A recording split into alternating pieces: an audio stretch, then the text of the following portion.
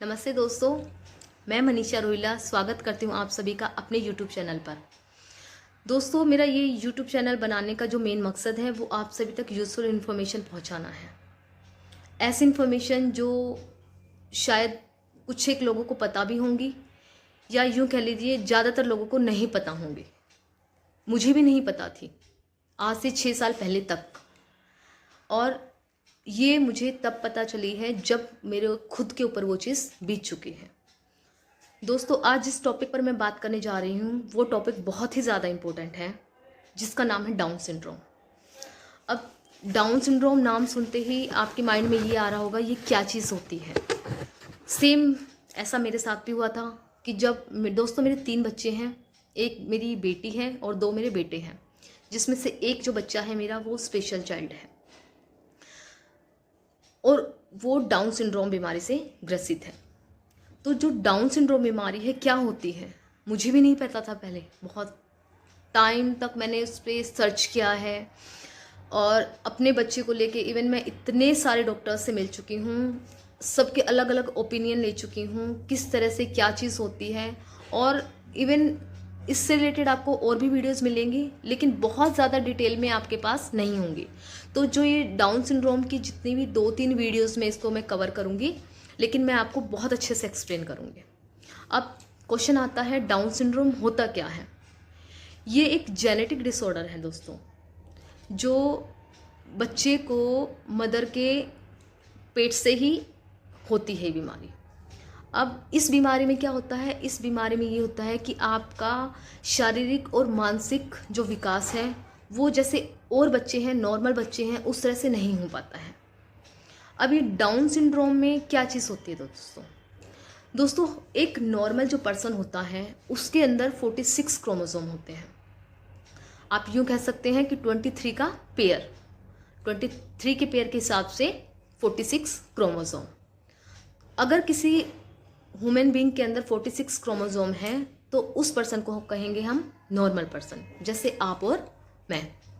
लेकिन जिसके अंदर इस क्रोमोसोम की मात्रा कम या ज़्यादा हो सकता है, 46 से कम हो और हो सकता है 46 से एक ज़्यादा हो, तो जब कोई चीज़ एक कम या ज़्यादा हो जाती है तो उस सिचुएशन में क्या होता है, डाउन सिंड्रोम।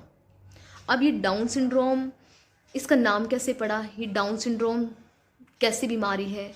अब जो इसका जो फर्स्ट टाइम जो कि दोस्तों स्टडी की थी 1866 में, लैंगडन डाउन एक पर्सन हुए हैं, उन्होंने फर्स्ट टाइम इस पे रिसर्च की थी और इसके बारे में बताया था।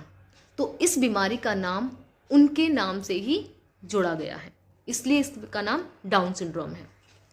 अब इसमें होता क्या है, देखो ये बीमारी जो होती है इसमें हमारे पास जब एक एक्स्ट्रा या एक कम क्रोमोसोम हो जाते हैं तो वो डिसऑर्डर जो सारा का सारा बैलेंस खराब हो जाता है। कैसे, अब देखो मैं आपके सामने ये चीज़ पेश कर रही हूँ। अब देखिए दोस्तों, ये हमारे पास जो आपके पास स्क्रीन पे दिखाई दे रहा है ये टोटल 46 क्रोमोसोम है। अब 46 क्रोमोसोम में एक एक्स्ट्रा, मतलब देखो सबके में 2-2 का पेयर है, आपको दिखाई दे रहा है स्क्रीन पे।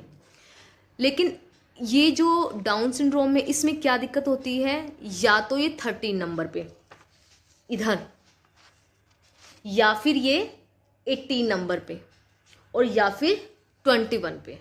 अगर यहाँ पे हमारा जो पेयर है वो पेयर बिगड़ जाता है, मतलब 2 का पेयर नहीं बनता, 2 से कम या उससे ज़्यादा का बनता है, तब हमारे पास डाउन सिंड्रोम की सिचुएशन होती है। तो अब देखिए इसमें क्या होता है कि जो हमारे 3 का पेयर, मतलब एक ब्लड में एक आपके पास एक्स्ट्रा कोई चीज़ चली गई है, तो अगर एक्स्ट्रा कोई चीज़ चली गई है इसको बोलते हैं दोस्तों ट्राइसोमी, मतलब T21, यानी 21 वाले क्रोमोसोम में एक एक्स्ट्रा बन गया तो उसको बोलते हैं ट्राइसोमी। और इसमें क्या होता है कि इसमें ज़्यादातर जो बच्चे होते हैं उनका जो मानसिक विकास है और शारीरिक विकास है वो नॉर्मल के मुकाबले थोड़ा सा कम रहता है, मतलब उनकी सोचने समझने की शक्ति थोड़ी कम होती है, बोलने में थोड़ा सा दिक्कत करते हैं। और इसमें क्या होता है कि कुछ बच्चे मतलब 50% के केस में ऐसा कहा जाता है कि जन्म के साथ ही वो नहीं रहते हैं, लेकिन कुछ केस में 50% से जो ज़्यादा केस में है वो बच्चे अपना एक एक्स्ट्रा पेयर लेके इस दुनिया में आते हैं। तो जब इस 21 में एक एक्स्ट्रा आ गया है, कई बार ऐसा भी होता है इसमें एक कम चला गया, यानी 46 की बजाय हमारे पास जो क्रोमोसोम बच गए वो 45, यानी इसमें ये 3 की बजाय आपके पास, इधर दिखाई दे रहा है ये देखिए, 3 की बजाय आपके पास सिर्फ एक क्रोमोसोम यहाँ पे मिलेगा। एक क्रोमोसोम, इसका मतलब आपके पास 45 क्रोमोसोम हो गए। अब इस सिचुएशन को क्या बोलते हैं? इस सिचुएशन को बोलते हैं दोस्तों टर्नर सिंड्रोम। 99.9% केस में अगर किसी बच्चे के अंदर 45 क्रोमोसोम है वो बचता ही नहीं है, मतलब उसको ये कह सकते हैं या तो वो माँ के पेट में ही खत्म हो जाता है या फिर जन्म के टाइम ही खत्म हो जाता है बच्चा। अब बात आती है कि 45 और 47 तो हो गए, अब तीसरी सिचुएशन कौन सी होती है दोस्तों? जो तीसरी सिचुएशन होती है वो 46 क्रोमोसोम वाली होती है, लेकिन हमें उसमें ये पता नहीं होता कि उसमें एक एक्स्ट्रा आया हुआ है। आया हुआ कैसे होता है कि जैसे मैंने आपको 47 में बताया इसमें कि इसमें आपको 3 देखो अलग अलग आपको दिखाई दे रही है। इस 3 अलग अलग की बजाय आपको 2 पेयर ही, मतलब 2 ही आपको क्रोमोसोम दिखाई देंगे, लेकिन एक 1 वाले में जो दूसरे वाला है वो भी ऐड हो जाता है, हल्का सा कट शेप में रहेगा, मतलब एक ऊपर एक नीचे और एक साइड में, यानी होते वो 3 ही हैं लेकिन दिखने में क्या होते हैं वो 2 दिखाई देते हैं। तो इसका मतलब क्या है? इसका मतलब वो 46 क्रोमोसोम है। दिखने में 46 हो गए लेकिन एबनॉर्मलिटी के चांसेस तो बन गए, यानी बच्चा एबनॉर्मल, हम एबनॉर्मल की जगह स्पेशल वर्ड यूज करेंगे क्योंकि गॉड गिफ्टेड हम इनको कह सकते हैं। तो इसमें क्या होता है, जो 46 जो क्रोमोसोम होते हैं, मतलब जिसमें एक एक्स्ट्रा वाला ऐड हो गया, नॉर्मल 46 नहीं, जिसमें एक एक्स्ट्रा हो गया है ऐड, लेकिन वो दिखाई नहीं दे रहा अलग, तो वो जो हमारे सिचुएशन होती है उसको बोलते हैं ट्रांसलोकेशन डाउन सिंड्रोम। अब उस ट्रांसलोकेशन डाउन सिंड्रोम में हम इसको ये भी कह सकते हैं रॉबर्टसोनियल डाउन सिंड्रोम। अब अगर हमारे पास 46 क्रोमोसोम वाला बच्चा पैदा होता है जिसके अंदर एक एक्स्ट्रा है जो पता नहीं लग पा रहा है, तो चांसेस हैं सेकंड टाइम में अगर आप कंसीव करोगे तो ज़्यादातर चांसेस होते हैं सेम टाइप के बेबी होने के। तो आपको नेक्स्ट टाइम जब भी कंसीव करना हो आपको डॉक्टर की सलाह ज़रूर लेनी पड़ेगी, क्योंकि पहले के टाइम में ऐसे होता था दोस्तों कि हम कंसीव कर रहे हैं तो डॉक्टर के पास जाना ज़रूरी नहीं समझते थे कि डॉक्टर कुछ एक्स्ट्रा ही कुछ आपको दवाइयाँ देगा, कुछ और चीज़ दे देगा, तो उसको ज़्यादा सही भी नहीं मानते थे। या आपको अल्ट्रासाउंड के लिए बोला जाता है कि आप अल्ट्रासाउंड करवा के लेके आए, तो वो उसमें हम कहते हैं कि बच्चों की आंखों पे बुरा असर होता है, ज़्यादा अल्ट्रासाउंड नहीं कराने चाहिए। लेकिन आज हम ये कह सकते हैं कि कुछ खाना पीना या कुछ हमारा जेनेटिक बैकग्राउंड ये होता, मतलब इनके होने का रीज़न क्या है? इनके होने का रीज़न दोस्तों बहुत सारे हो सकते हैं। सबसे पहला जो रीज़न है, या तो मदर की हिस्ट्री या फिर फादर की हिस्ट्री, या तो मदर साइड में कोई ऐसा पर्सन रहा हो जो मानसिक रूप से पूरी तरह विकसित ना हुआ हो, या फिर फादर की साइड से।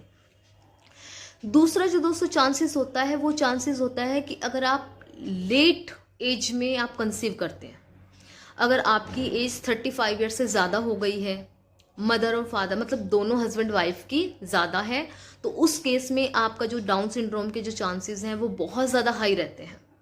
लेकिन आज के टाइम में जो हम ये कह सकते हैं ये चीज़ें भी नकारी जा रही हैं, मतलब बहुत छोटी एज में भी बहुत सारे केस ऐसे हैं। खुद मैंने जब अपने बच्चे को पैदा किया था मैं 28 ईयर्स की थी, मतलब 35 साल का तो कोई मतलब ही नहीं बनता, और आज के केस में 22 साल की 23 साल की कुछ ऐसे केसेस भी निकल के आ रहे हैं। अब दोस्तों क्या चांसेस रहते हैं कि कितने में कितना, कि अगर आपकी एज 30 ईयर्स से कम है तो ये कहा जाता है कि टोटल अगर 800 बच्चे पैदा हुए हैं तो उनमें एक बच्चा ऐसा होगा जो डाउन सिंड्रोम होगा। अगर आपकी एज, अगर मदर एज 30 और 30 to 5 इसके बीच में हैं, तो अगर 350 बच्चे हैं, उन 350 बच्चों में से एक बच्चा ऐसा होगा जो कि डाउन सिंड्रोम होगा। और अगर अबाउट 35 ईयर्स है तो पर 100 मतलब 100 बच्चों में से एक बच्चा डेफिनेटली डाउन सिंड्रोम होगा ही होगा।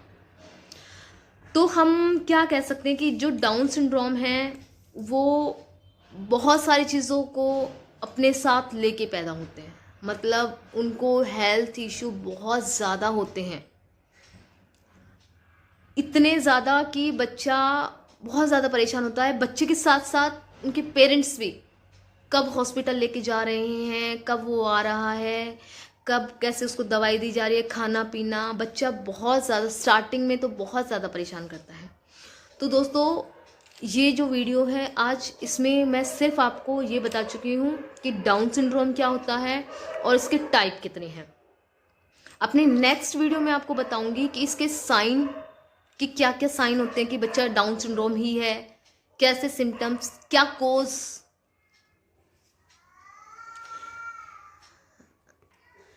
और जो डाउन सिंड्रोम जो बच्चे होते हैं, ये देखने में जो मंगोलियन देश जो है उसके जो लोग होते हैं उस जैसे दिखाई देते हैं, तो इनको मंगोलियन आइडेसी भी कहा जाता है कि उससे मिलते जुलते होते हैं इसलिए। लेकिन इन बच्चों को बहुत ज़्यादा केयर की ज़रूरत होती है, बहुत ज़्यादा इनको प्यार की ज़रूरत होती है। ये और बच्चों से कुछ डिफरेंट टाइप के, मतलब आप ये कह सकते हैं स्पेशल टाइप के बच्चे। तो इनमें क्या क्या होता है, क्या इनके सिम्टम्स होते हैं, और उनके सिम्टम्स में मतलब उस चीज़ को हम कितने तरीके से मतलब बचाव कर सकते हैं, कि हमें कैसे पता चलेगा कि हमारा बच्चा डाउन सिंड्रोम है या नहीं। तो उसके लिए कुछ टेस्ट भी रिकमेंड होते हैं दोस्तों। तो क्या इसका टेस्ट होता है, कौन कौन से रीज़न है, क्या क्या रीज़न है जिससे हमें ये पता चल जाए, मतलब बच्चे का कैसा क्या स्ट्रक्चर होता है, वो सब मैं आपको अपनी नेक्स्ट वीडियो में बताऊंगी दोस्तों। आज के लिए इतना ही। और अगर इस चीज़ से कि डाउन सिंड्रोम मतलब क्या चीज़ होती है, टाइप का, अभी आपको कुछ कोई भी क्वेरीज है, आप मेरे को नीचे कमेंट्स में ज़रूर बताएं। बहुत बहुत आपका शुक्रिया।